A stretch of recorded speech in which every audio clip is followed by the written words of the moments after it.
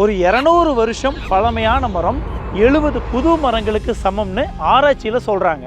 ஆராய்ச்சியில் என்ன சொல்கிறாங்கன்னா, கிட்டத்தட்ட ஒரு 200 வருஷம் பழமையான மரம் 20 வருஷம் பழமையான மரத்தை விட 8 மடங்கு கார்பன் டை ஆக்சைடை உறிஞ்சும்.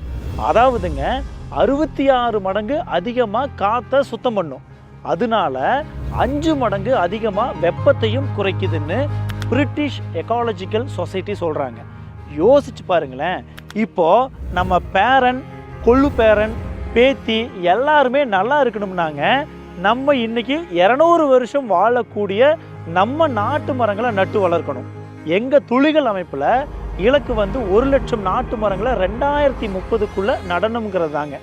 ஒவ்வொரு மரங்களும் 200-300 வருஷம் வாழணுங்கிற நோக்கத்தோட நட்டு வளர்க்குறோம்.